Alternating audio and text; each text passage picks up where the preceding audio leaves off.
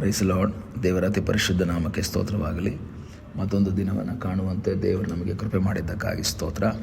ಆತನು ಮಾಡಿದ ಎಲ್ಲ ಉಪಕಾರಗಳಿಗಾಗಿ, ಎಲ್ಲ ಆಶೀರ್ವಾದಗಳಿಗಾಗಿ ದೇವರಿಗೆ ಸ್ತೋತ್ರವನ್ನು, ಮಹಿಮೆಯನ್ನು ಸಲ್ಲಿಸ್ತೇನೆ. ಇಂದಿನ ವೇದ ಅಧ್ಯಯನಕ್ಕಾಗಿ ಒಂದು ವಾಕ್ಯವನ್ನು ಓದಿಕೊಳ್ಳೋಣ. ಯೋಹಾನ್ ಬರೆದ ಸುವಾರ್ತೆ 4ನೇ ಅಧ್ಯಾಯ, ಅದರ 42ನೇ ವಾಕ್ಯ.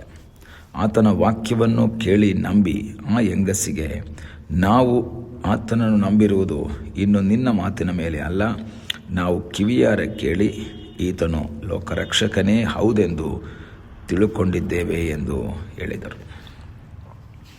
ಯೋಹಾನ್ ಬರೆದ ಸುವಾರ್ತೆ 4ನೇ ಅಧ್ಯಾಯದಲ್ಲಿ ಯೇಸು ಸಮರ್ಯದ ಮೂಲಕ ಹಾದು ಹೋಗುವಾಗ ಸಮರ್ಯದ ಸ್ತ್ರೀಯೊಂದಿಗೆ ಮಾತನಾಡುವಂಥ ಒಂದು ಸಂಭಾಷಣೆಯ ವಿಷಯಗಳು ನಮಗೆಲ್ಲ ಗೊತ್ತಿರುವಂಥದ್ದಾಗಿದೆ. ಆ ಸಂಭಾಷಣೆಯ ನಿಮಿತ್ತವಾಗಿ ಅವಳು ಯೇಸುವನ್ನು ಮೆಸ್ಸಿಯನಾಗಿ ಕಂಡುಕೊಳ್ತಾಳೆ. ಮೆಸ್ಸಿಯನಾಗಿ ಕಂಡುಕೊಂಡ ನಂತರ ಅವಳಲ್ಲಿ ಒಂದು ನಂಬಿಕೆ ಬರ್ತದೆ, ಈತನೇ ನಾವು ಕಾಯ್ತಾ ಇದ್ದಂತಹ ಮೆಸ್ಸಿಯ. ನಾವು ಅನ್ಯ ಜನರಾಗಿ ಜೀವಿಸ್ತಾ ಇದ್ದರೂ ಸಹ ಮೆಸ್ಸಿಯನು ನಮ್ಮ ಸಂಗಡ ಇದ್ದಾನೆ ಎಂಬ ಒಂದು ನಂಬಿಕೆ ಅವಳಲ್ಲಿ ಉಂಟಾಯಿತು.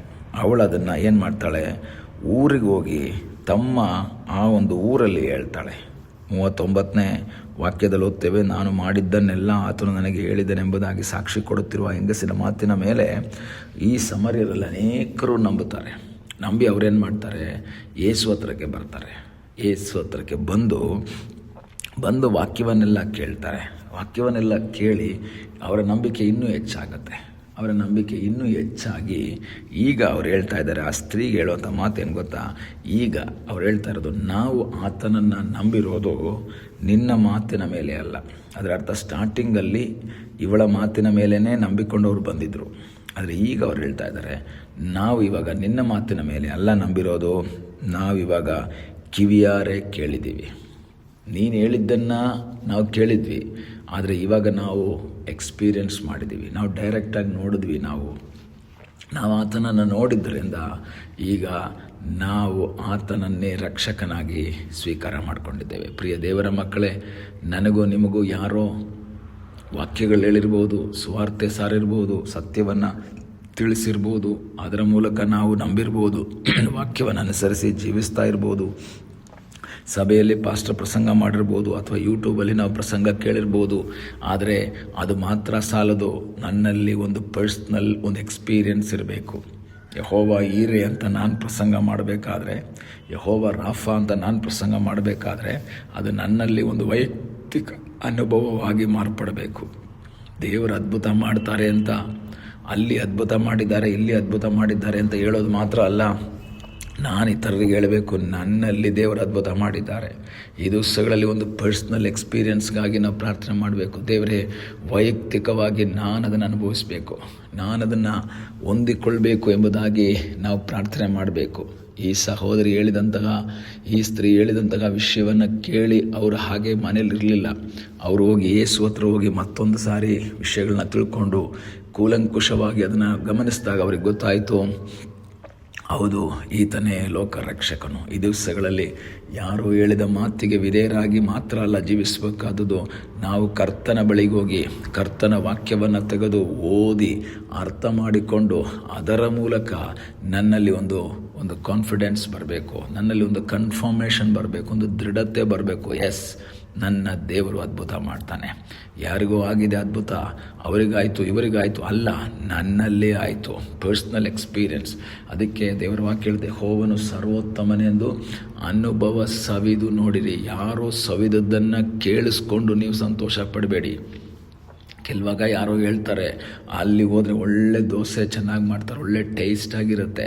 ಅವನು ಹೇಳ್ತಾ ಇರ್ಬೇಕಾದ್ರೆ ನಮ್ಮ ಬಾಯಲ್ಲಿ ನೀರು ಬಂದುಬಿಟ್ಟಿರುತ್ತೆ. ಅವನು ಹೇಳೋದು ಎಕ್ಸ್ಪ್ಲೈನ್ ಮಾಡೋ ರೀತಿಯಲ್ಲಿ ನಮ್ಮ ಬಾಯಲ್ಲಿ ನೀರು ಬಂದಿರುತ್ತೆ. ಆದರೆ ಅಲ್ಲಿಗೆ ತೃಪ್ತರಾಗಬಾರ್ದು. ನಾನು ಅದನ್ನು ಹೋಗಿ ತಿಂದು ರುಚಿ ನೋಡಿ ಆ ಒಂದು ರುಚಿ ನನ್ನಲ್ಲಿ ಬರಬೇಕು. ಯಾರೋ ಹೇಳಿ ನನ್ನ ಬಾಯಲ್ಲಿ ರುಚಿ ಬರೋದಲ್ಲ, ನೀರು ಬರೋದಲ್ಲ, ನಾನು ಅದನ್ನು ಸವಿದು ನಾನು ಅನುಭವಿಸಿ ಸಂತೋಷಪಟ್ಟು ಇನ್ನೊಬ್ಬರಿಗೆ ಹೇಳಬೇಕು. ಪ್ರಿಯ ದೇವರ ಮಕ್ಕಳೇ, how taste and see that the lord is good. ಬೇರೆ ಯಾರೋ ಟೇಸ್ಟ್ ಮಾಡಿದ್ದಲ್ಲ, ನಾನು ಟೇಸ್ಟ್ ಮಾಡಬೇಕು. ಈಗ ಈ ಜನರು ಸಮರಿದವ್ರು ಹೇಳ್ತಾ ಇದ್ದಾರೆ, ನೀನು ಹೇಳಿದಾಗ ಸ್ವಲ್ಪ ಟೇಸ್ಟ್ ಆಯಿತು, ಪರವಾಗಿಲ್ಲ ಅನ್ನಿಸ್ತು, ನಾವು ಹೋಗಿ ವಾಕ್ಯ ಕೇಳಿದಾಗ ನಮ್ಗೆ ಇನ್ನೂ ಟೇಸ್ಟ್ ಆಗೋಯ್ತು. ಈಗ ನಾವು ನಿನ್ನ ಮಾತಿನ ಮೇಲೆ ಅಲ್ಲ ನಂಬಿರೋದು, ಫಸ್ಟು ನಿನ್ನ ಮಾತಲ್ಲಿ ನಂಬಿದ್ವಿ, ಆದರೆ ಈಗ ನಾವು ನೇರವಾಗಿ ಅವ್ರನ್ನ ನೋಡಿದ್ವಿ, ನಾವೇ ಡೈರೆಕ್ಟಾಗಿ ಕೇಳಿದ್ವಿ.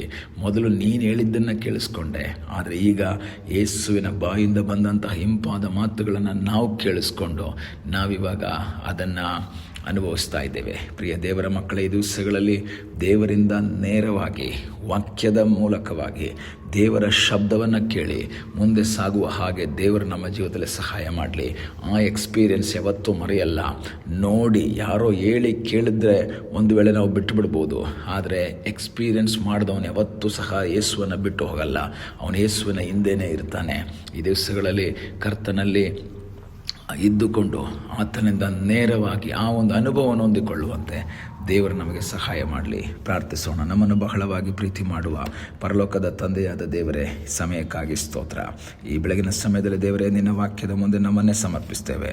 ಜೀವಿತದಲ್ಲಿ ಕರ್ತನೆ, ನೀನು ಮಾಡಿದಂತಹ ಆ ಅದ್ಭುತಗಳನ್ನು ನೆನೆಸ್ಕೊಂಡು ಜೀವಿತದಲ್ಲಿ ರುಚಿ ಮಾಡಿ ನಿನ್ನನ್ನು ಸ್ತುತಿಸುವ ಹಾಗೆ, ಮಯಪಡಿಸುವ ಹಾಗೆ ನೀನು ನಮಗೆ ಸಹಾಯ ಮಾಡು ಎಂಬುದಾಗಿ ನಾವು ಪ್ರಾರ್ಥಿಸ್ತೇವೆ. ನಮ್ಮನೆ ನಿನ್ನ ಪಾದಗಳಿಗೆ ಒಪ್ಪಿಸಿಕೊಡ್ತೇವೆ. ಪ್ರಾರ್ಥನೆಯನ್ನು ಕೇಳಿದ್ದಕ್ಕಾಗಿ ನಿನಗೆ ಸ್ತೋತ್ರ. ಯೇಸುವಿನ ಮುದ್ದಾದ ಹೆಸರಿನಲ್ಲಿ ಬೇಡುತ್ತೇವೆ ನಮ್ಮ ತಂದೆಯೇ.